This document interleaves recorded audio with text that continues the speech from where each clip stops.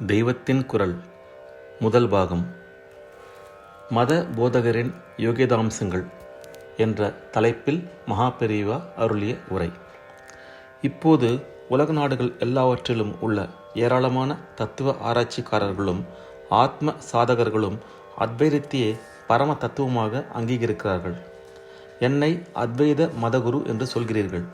ஆனபடியால் அத்வைத சம்பிரதாயத்தை சேர்ந்தவர்கள் இவ்வளவு பேர் இருப்பதற்கு காரணம் அதன் சித்தாந்தத்தில் உள்ள சிறப்புத்தான் என்று நான் சொல்வேன் என்று எதிர்பார்ப்பீர்கள்.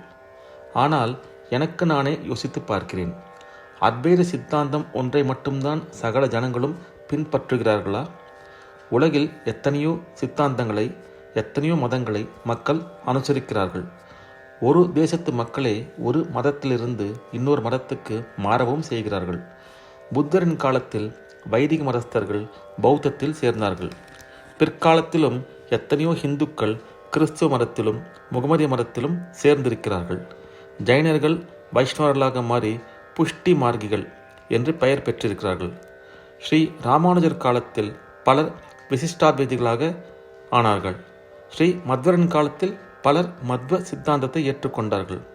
ஸ்ரீ ஆதிசங்கரின் காலத்தில் அவைதிக மதங்களான பௌத்தம், ஜைனம் முதலியவற்றுக்கு நலிவு ஏற்பட்டது.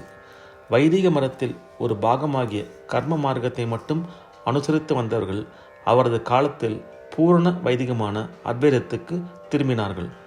ஒரு காலத்தில் கொடிகட்டி பறந்த மதங்கள் பிற்பாடு ஏன் தவிடுபொடியாக வேண்டும்? இப்படியாக ஒரு சமயத்தை, சித்தாந்தத்தை ஏற்கிற சகல ஜனங்களும் அதன் தத்துவங்களை ஆராய்ந்து பார்த்து அதனால்தான் அதில் சேருகிறார்களா? அறிவாளிகள் வேண்டுமானால் சித்தாந்தங்களை எடை போட்டு அதில் சேரலாம். ஆனால் ஒரு மதத்தில் உள்ள ஏராளமான பொதுஜனங்களை பற்றி இப்படி சொல்லலாமா? நான் அப்படி சொல்ல மாட்டேன்.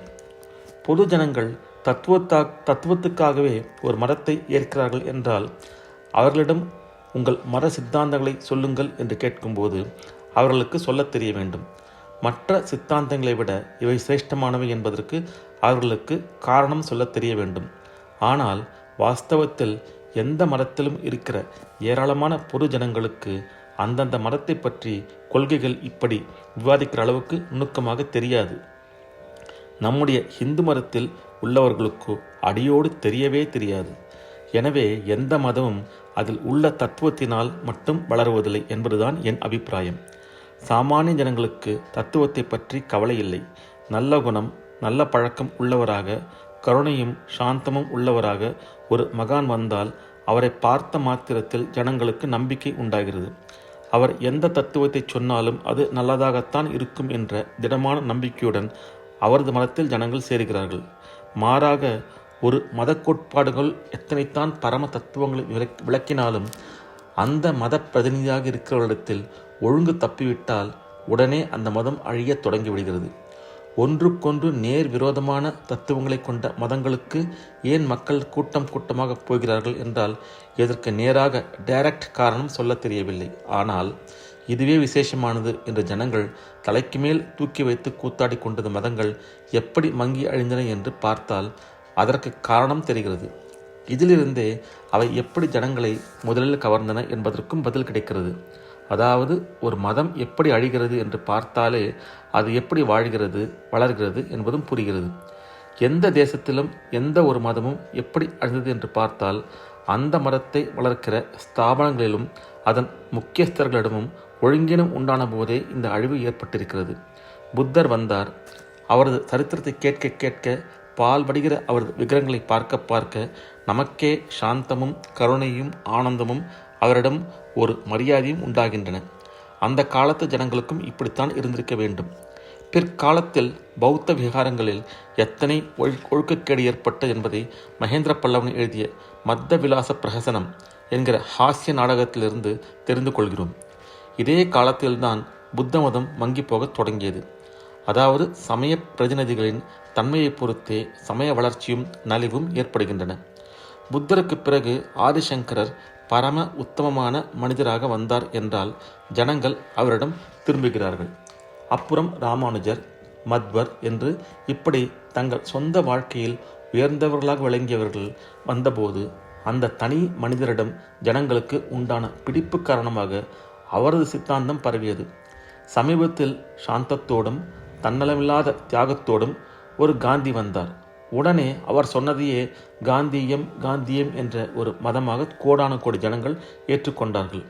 தத்துவ சிறப்பால் தான் ஒரு சித்தாந்தம் வளர்கிறது என்றால் இன்றைக்கும் அந்த காந்தியம் உச்சத்தில் இருக்க வேண்டும்.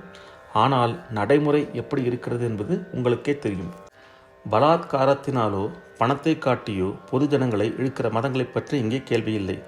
பலவிதமான சமூக சேவைகளை ஒத்தாசைகளை செய்துவிட்டு உடனே ஞான ஸ்நானம் பண்ணி வைக்கிறேன் என்று ஒரு மதம் இழுத்தால் பாமர ஜனங்கள் அதில் வசியப்பட்டுத்தான் போவார்கள். முக்கியமாக பஞ்ச காலத்தில் கிறிஸ்துவ மதம் வளர்ந்தது என்று இதனால் தான் சொல்வது உண்டு. இப்படியே அடிபிடி கட்டாயமாக இஸ்லாத்தை பரப்பிய போது தன்னிச்சையில்லாமலும் கூட்டமாக பலர் அதில் சேர்ந்ததாக சொல்வதுண்டு. இங்கேயும் கூட தத்துவத்திற்காக பொதுமக்கள் ஒரு மதத்தில் சேர்ந்து விடவில்லை என்று மட்டும் நிரூபணமாகிறது. இன்னொன்றை கவனிக்க வேண்டும். முக்கியமாக சேரி மக்களைத்தான் பாதிரிமார்கள் மதம் மாற்ற முற்பட்டார்கள். உங்களை எல்லாம் உங்கள் மதத்தில் தாழ்த்தி வைத்திருக்கிறார்கள், எங்களிடம் வந்தால் உயர்த்தி விடுகிறோம், படிப்பு வைத்தியம் எல்லாம் இலவசமாக தருகிறோம் என்று செல்வாக்கோடு இராஜாங்கத்தின் ஆதரவோடு பிரகடனம் செய்தார்கள். அப்படியும் சேரி ஜனங்கள் எல்லோரும் அதில் போய் சேரக்காணோமே. ஏராளமான அந்த மக்கள் தங்கள் பிறந்த மதத்தில் எத்தனை தாழ்த்தி வைக்கப்பட்டதாக தோன்றினாலும் பரவாயில்லை என்று நினைத்து தங்களுக்கு இன்னொரு மதத்தால் கிடைக்கிற வசதிகளை எல்லாம் துச்சமாக நினைத்து அதற்கு போகாமல்தான் இருந்திருக்கிறார்கள். இப்படி இருந்ததற்கு அவர்களுடைய நல்ல பண்பு ஒரு காரணம் என்பது இருக்கட்டும். இன்னொரு காரணம், நம் மதத்தில் ஒவ்வொரு தலைமுறையிலும் பரம உத்தமமான மகான்கள் தோன்றி கொண்டு வந்திருப்பதுதான். இந்த மகான் இருக்கிற மதத்திலேயே நாமும் இருப்போம் என்று அதிலேயே சேரி ஜனங்கள் உட்பட எல்லோரும் ஒட்டி கொண்டிருக்கிறார்கள். மதம் மாற்றம் செய்கிறவர்களை நாம் கரிக்க வேண்டியதில்லை, துவேஷிக்க வேண்டியதில்லை. அவர்கள் கட்டாயப்படுத்தியாவது அல்லது ஆசை காட்டி வசியப்படுத்தியாவது மற்றவர்களை தங்கள் மதத்தில் சேர்க்க நினைப்பதற்கு காரணம் அவர்களுக்கு தங்கள் மதமே பரமசத்தியம் என்கிறதில் இருக்கிற நம்பிக்கைதானே. இதை ஏற்றால்தான் மற்றவர்களுக்கும் கதிமோட்சம் உண்டு. இப்படி அவர்களுக்கு ஒரு பெரிய க்ஷேமத்தை செய்வதற்காக பலவந்தம், வசியம் இவற்றை காட்டினால் கூட தப்பில்லை என்ற நல்லெண்ணத்திலேயே அவர்கள் மதமாற்றம் செய்கிறார்கள் என்றே வைத்துக் கொள்ளலாம். பலாத்காரம் அல்லது பணபலம் இவற்றை கைக்கொள்ளாத எல்லா மதங்களும் அவற்றின் குருமார்கள், போதகர்கள், பிரச்சாரகர்கள் ஆகியோரது குணத்தை கொண்டுதான் வளர்ந்திருக்கின்றன. ஒரு மதத்தின் பிரதிநிதியிடத்தில் வெளிவேஷம் மட்டும் இருந்தால் போதாது. எந்த தத்துவத்தை சேர்ந்தவராயினும் அவருக்கு தன்னலை எண்ணமே இருக்கக்கூடாது, துவேஷம் கூடாது, நல்லொழுக்கம் இருக்க வேண்டும், நல்ல தபஸ் இருக்க வேண்டும், சாந்தமும் கருணையும் நிரம்பி இருக்க வேண்டும். இப்படிப்பட்டவர்களுடைய குண விசேஷத்தாலேயே அவர்களை தேடி வருகிறவர்களின் தோஷங்களும் போய்விட வேண்டும். இப்படிப்பட்டவர்களை உண்டு பண்ணுவது இப்போதும் நம் மதம் தழைக்க வழி. எதிர்பிரச்சாரம் எதுவுமே வேண்டாம். மத நெறிகளை உயிரோடு வாழ்ந்து காட்டிக் கொண்டிருக்கிற பிரதிநிதிகள் தான் வேண்டும். இவர்களால் தான் இதுவரை யுகாந்திரமாக நம் மதம் உயிரோடு இருந்து வந்திருக்கிறது. இனிமேலும் இப்படிப்பட்டவர்களால் தான் அது உயிர் வாழ வேண்டும். ஒருவன் சண்டை போட்டு மதம் மாறுகிறேன் என்றால் எதிர்த்து படை திரட்டி சண்டை போட என்னால் ஆகாது. அல்லது கோடியாக செலவழித்து ஆஸ்பத்திரி, ஸ்கூல் வைத்து ஒருத்தன் மதமாற்றம் செய்கிறான் என்றால் அதை போல கோடிக்கணக்கில் செலவழிக்க எனக்கு ஐவேஜி இல்லை.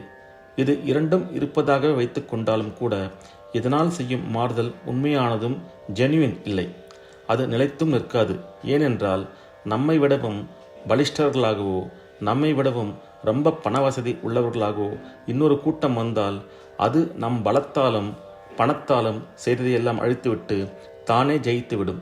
ஆனபடியால் இந்த வெளிசக்திகளை நம்பிக்கொண்டிராமல் நம் ஆத்ம சக்தியை நம்பி உள்ளுக்குள்ளே நம்மை உயர்த்தி கொள்வதே நாம் செய்ய வேண்டியது. அப்போது எந்த பிரச்சாரமும் சண்டையும் வசியமும் இல்லாமலே நம் மதம் தழைத்து வாழும். இப்போது இதர தேசங்களில் புத்திமான்கள் ஏராளமாக அத்வைதம் என்று அதை தலைக்கு மேல் வைத்து கொண்டிருப்பதற்கு அது சித்தாந்த சிறப்பு காரணமாக இருக்கலாம். அவர்கள் ஆராய்ச்சி பண்ணி ஆத்ம விசாரம் பண்ணி நம் வேதாந்தத்துக்கு வந்திருக்கிறார்கள். ஆனால் இது பொது ஜனங்கள் எல்லோருக்கும் பொருந்தாத விஷயம். அவர்கள் பிடித்து கொள்ள ஒரு உத்தம ஜீவன்தான் வேண்டும். இப்படி ஒருத்தன் சாந்தமும் கருணையும் ஞானமும் தியாகமும் நிரம்பியவனாக நம்மிடையில் வர வேண்டும் என்பதற்காகவே இத்தனை உபன்யாசங்களும் பண்ணுகிறேன். உங்களிலேயே ஒருவர் அப்படி தோன்றிவிட்டால் அதைவிட பெரிய பயன் எதுவும் இல்லை. ஓம் நம சிவாய. ஹர ஹர சங்கர. ஜெய ஜெய சங்கர.